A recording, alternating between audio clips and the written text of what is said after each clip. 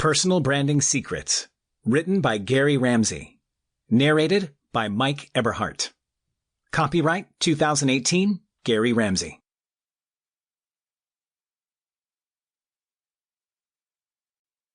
Chapter 1. What is branding? I want to introduce this concept assuming that you know what a brand is. A brand, put simply, is a company's image. It is their name. When I say Coca-Cola, L'Oreal, or Build-A-Bear Workshop, it is likely that you know exactly what it is that I'm talking about. You probably even have an image come to your mind that represents whom I'm talking about. This is because these are strong brands.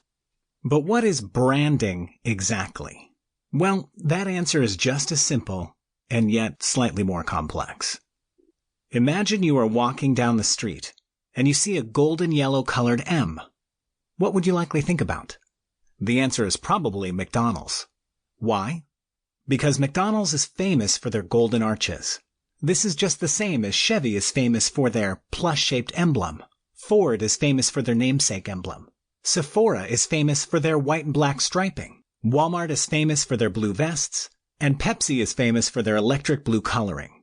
When you see something that immediately makes you think of a specific company, you are experiencing branding. Branding is the process of creating a mental resonance between you and your image. It is comprised of a symbol, a design, a name, a sound, a reputation, a series of emotions, employees, your tone, and so much more. The entire package, known as a branding package, is specifically designed to create a character for your company. Branding, then, is building a relationship between that character and your audience. Ever since marketing became a thing, branding was an essential element of the business. Companies designed brands as a way to make their name memorable, tangible, and identifiable. The idea was that if your brand could be easily identified and remembered, your audience would remember you and would be more likely to purchase from you. It is likely that this was just a basic idea in the beginning, but branding has gone on to represent a powerful psychological reaction that happens in people. Think about it. When you see a bright metallic red background with a hatless Santa Claus on top of it, you probably think of Coca-Cola's annual and traditional Christmas campaign, right? This is because of branding. This psychological reaction that causes you to recall a brand, even if it was not triggered by something that brand put out for you to see, is something that branding relies on.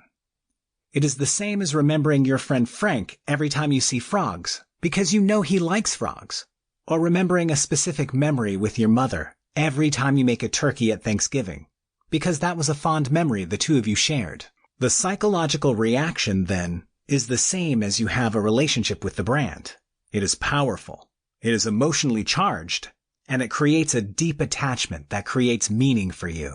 The brand becomes important to you.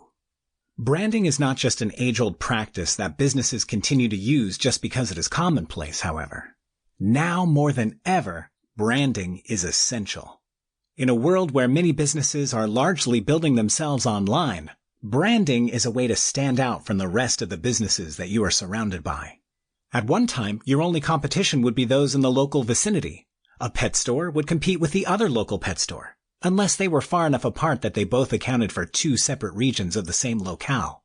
Nowadays, your competition is every single other company in the world that is selling the same thing that you are. You are a part of a global market, meaning that you need to know how to brand so that you can develop global relationships and be widely known by your target audience. Going into 2019, branding is going to be one of the most important aspects of any single business to exist. Without proper and effective branding, someone else who's created a more memorable image is going to rapidly come in and take over your audience, leaving you in the dust. Rather than being the one getting hijacked, you need to be the one building your audience and creating successful relationships for yourself between you and your followers and customers. Beyond branding your business, you are going to need to brand yourself. This is not just true for those who are actually running a personal brand either. This is true for anyone. You are the face of your company, whether it is self-titled Sample complete. Ready to continue?